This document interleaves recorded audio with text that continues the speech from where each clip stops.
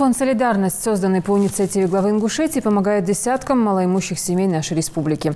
В основном это ощутимая поддержка в улучшении жилищных условий. Сегодня в своей очереди дождались семьи из Сунжи, сельских поселений Сагапши и Новый Редант. Все подробности у Светланы Томовой.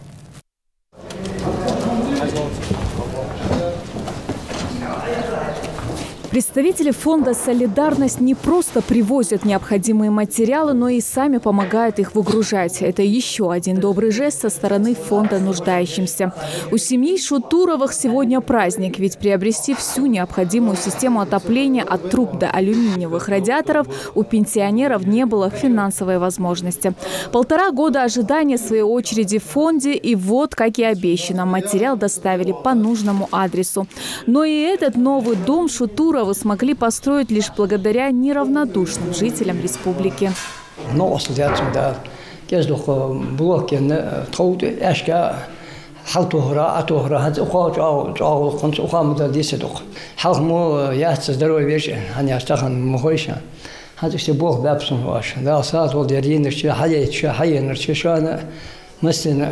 У семьи Муцольговых из сельского поселения Новый Редант непростая ситуация. Вагончик, в котором проживали вдова с 2 детьми, сгорел в феврале текущего года. Ничего спасти из огня им не удалось. Но мир не без добрых людей. Сосед напротив приютил семью в своем доме. Администрация Малгобекского района тоже не осталась в стороне и помогла возвести вот этот дом. А фонд «Солидарность» взял на себя стройматериалы для крыши, которые сегодня и доставили семье. Фонд «Солидарности» тогда еще, когда это все произошло, позвонили, сказали, что могут оказать помощь в строительстве каким-то образом, какую-то поддержку. Я их попросила помочь мне с крышей, потому что больше всего занимала крыша. И вот сейчас, в данный момент, вот они привезли мне, как и обещали, железо на покрытие крыши. Еще одна семья из сельского поселения Сагапши при помощи фонда «Солидарность» смогли получить строительные материалы для крыши нового дома. 3 года назад скончался муж Танзилы Даурбековой. Вдове помогали как родственники покойного супруга, так и ее собственные возвести дом. Но приобрести материалы для новой крыши не было возможности. Пока они не обратились к главе Ингушетии с просьбой о помощи. Юнусбек Евкуров, в свою очередь, дал поручение разобраться в данном вопросе и помочь семье. Заказ обратиться с фонд оттихаю, с сомаю ардак итгаю ардак с фонд зинисун с оттихая, шейстрugеho профнастиле хагюнян.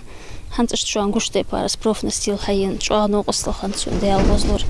Алла че дитче кятсел жри с деяно ослахана. Да альшу смысл, что оно ослахан, дел ряс халвазн дел.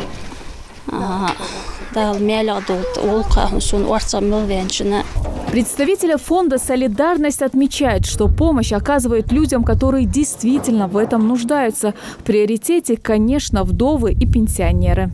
Те задачи, которые мы поставили перед собой, это было, конечно, в первую очередь решение жилищных проблем или оказание содействия людям, которые строят свое жилье. У нас были определенные категории, каким людям мы помогаем и под какие категории они должны попадать.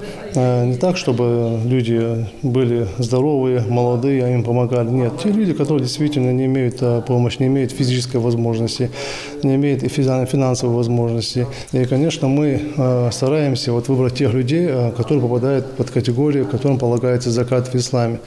Как уверяют сотрудники фонда, по мере возможности они будут помогать всем, кто в этой помощи действительно нуждается. За 3 года своего существования фонд «Солидарность» помог улучшить жилищные условия более 200 семей. Без внимания не остается ни один обратившийся, а тем временем помощи от благотворительного фонда ждут больше 1000 семей. Светлана Томова, Майрбек Мержоев. Новости 24.